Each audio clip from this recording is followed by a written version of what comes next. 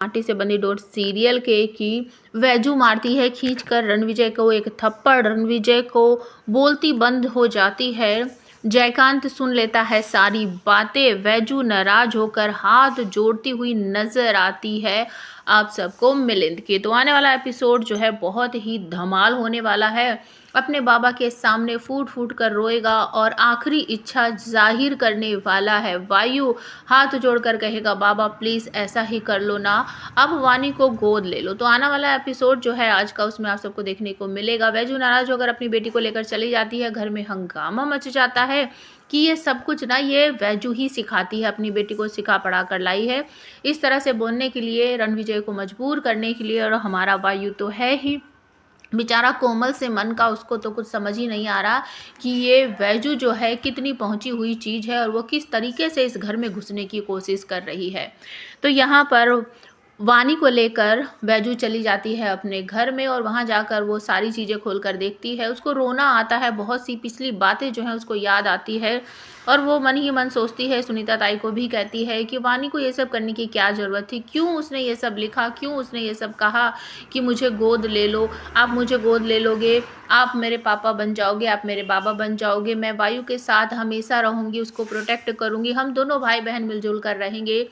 अब सुनीता ताई कहती है कि वैजू मैं तुझे कब से कह रही हूँ वानी को सच्चाई बता दे, उसके स्ट्रॉन्ग मैन ही उसके बाबा है। लेकिन वैजू कहती है नहीं, मैं ऐसा नहीं कर सकती, रणविजय को मैं कभी नहीं बताऊंगी, वानी उसकी ही बेटी है, उसने जैसे पहले मुझसे वायु को छीन लिया था वो इस बार भी ऐसा ही करेगा, मैं कभी ये सच्चाई वानी को नहीं बताने वाली हूँ।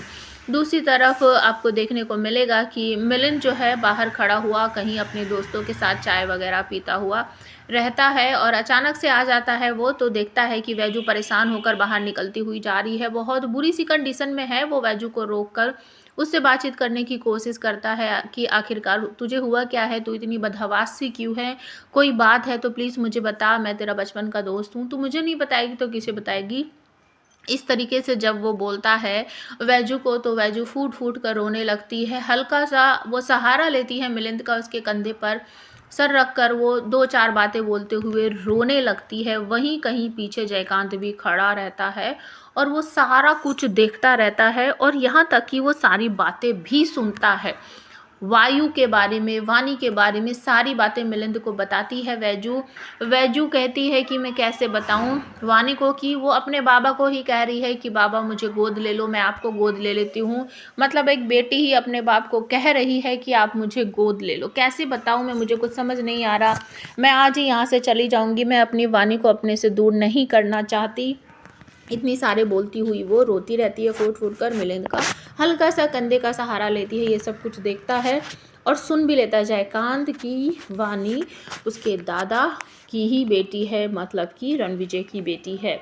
अब यहाँ पर मिलिंद और वैजू जो हैं वो अलग अलग अपने रास्ते चले जाते हैं और जयकांत तुरंत ही भागकर घर जाता है। वहाँ पर सब बैठे हुए चाय नाश्ता कर रहे हैं, बातचीत कर रहे हैं और तभी जयकांत आकर घर का माहौल जो है वो बिल्कुल ही बदल देता है और आकर कहता है कि आप सबको पता है वानी और वैजू क्या कर रहे हैं, क्या नहीं कर रहे। यहाँ आकर वो इतने भोले बनने की कोशिश करते हैं, आपको पता है बाहर क्या कर रहे हैं, मैंने वैजू को देखा है मिलिंद के साथ, उससे गले मिलकर उससे बातें चीतें करते हुए। और यहाँ पर नाराज हो जाता है रणविजय, कॉलर पकड़ लेता है जयकांत का, कहता है बस बहुत हो गया, तुझे मैंने इतना हक नहीं दिया कि तू वैजू के बारे में कुछ भी बोले, पहले भी तुझे बोल चुका हूँ वैजू से दूर रह और उसको कभी भी कुछ भी नहीं बोलना है तुझे। लेकिन जयकांत कहता है दादा मैं तो आपके भलाई के लिए ही बोल रहा हूँ, मैंने जो देखा है मैं तो वही बोलूँगा ना, अगर ये मैंने देखा है तो बाकी लोगों ने भी तो देखा होगा। वो भड़काने की कोशिश करता है। रणविजय की आई वसुंधरा भी कहती है ये लड़की है ही ऐसी जी, जब भी हमारे घर में आती है कुछ ना कुछ हंगामा होता ही है, परिवार में दरार पड़ती है, हमारा परिवार टूट जाता है, इस वैजू के कदम हमेशा ही अशुभ ही है। जयकांत की माँ भी यही कहती है कि लड़की पनौती है, इसे अपने घर में आने का बिल्कुल भी मौका हमें नहीं देना चाहिए। रणविजय नाराज हो जाता है, तनतनाते हुए घर से बाहर जाता है। जया उसको रोकने की कोशिश करती है लेकिन वो बिल्कुल नहीं सुनता है, तुरंत ही पहुंच जाता है वैजू के पास और वैजू का हाथ पकड़कर खींचकर एक तरफ लेकर आता है और उसको बहुत बुरी बुरी बातें बोलता है तुम ऐसे कैसे कर सकती हो, तुम्हें ये है वो है, तुम्हें सहारे की ज़रूरत है, तुम्हें मिलिंद के सहारे की ज़रूरत है, क्यों तुम्हें उसके सहारे की ज़रूरत है, कोई बात है तो तुम मुझसे क्यों नहीं बता सकती। क्या मिलिंद ही वानी का बाबा बोलने वाला होता है, लेकिन वो रुक जाता है। तभी वैजू नाराज़ हो जाती है और खींचकर रणविजय को एक ज़ोरदार थप्पड़ मारती है और कहती है कि आप अपनी हदें पार कर रहे हैं। मैंने आपको कोई भी मौका नहीं दिया है कुछ भी कहने का, और आपको हक भी नहीं है मुझसे कुछ भी पूछने का। मैं कुछ भी करूं कुछ ना करूं, आपको उससे कोई मतलब नहीं है। और मुझे या किसी भी औरत को किसी भी मर्द की ज़रूरत क्यों है? क्यों हमें बार बार अपनी सच्चाई का प्रमाण आप लोगों को देना पड़ता है? कैसे हो आप सारे के सारे मर्द जो हैं एक ही जैसे हों? मैं अकेली रह सकती हूँ, अपनी बेटी को पाल सकती हूँ, मुझे ना आपकी ज़रूरत है और ना ही उस मिलिंद की ज़रूरत है। रणविजय नाराज़ हो जाता है और गाड़ी में बैठकर बहुत बुरी तरह से अपनी गाड़ी पर हाथ पैर मारता है। उसे गुस्सा आता है कि वैजू ने उस पर हाथ उठाया, उसको थप्पड़ मारा और उसको इतनी सारी बातें सुनाई। वैजू तुरंत ही पहुंच जाती है मिलिंद के पास, जाकर उसे उसका कॉलर पकड़कर उसको बहुत सारी बातें सुनाती है। कहती है मेरी ज़िंदगी से चला जा, बस मैं तुझे पहले भी बोल चुकी हूँ, मुझे तेरी ज़रूरत नहीं है। तू हमेशा जब भी आता है मेरी ज़िंदगी में बतंगड़ ही बनाता है, मेरी अच्छी खासी ज़िंदगी को बर्बाद ही कर देता है। मैं तेरे हाथ जोड़ती हूँ, चला जा, मुझे तेरी ज़रूरत नहीं है, मुझे रणविजय की ज़रूरत नहीं है, मुझे अपनी बेटी को पालने के लिए किसी की ज़रूरत नहीं है। मैं अकेली रह सकती हूँ, मुझे किसी भी मर्द की ज़रूरत नहीं है। क्यों ये दुनिया नहीं समझती कि हम औरत अकेले भी रह सकते हैं, तुम सारे मर्द एक जैसे ही हो। ये सब कहकर वो मिलिंद को सुनाती है। मिलिंद को कुछ समझ नहीं आता आखिरकार हो क्या रहा है। फिर वह जो वहाँ से चली जाती है। आज के एपिसोड में ये सब कुछ होने वाला है। मिलिंद समझ जाता है कि शायद रणविजय ने कुछ कहा है जिसकी वजह से वैजू इतनी नाराज़ है, इतनी रो रही है। नशे की हालत में रणविजय के घर पहुंच जाने वाला है मिलिंद और उसको समझाने वाला है कि तू जो कर रहा है वो गलत है।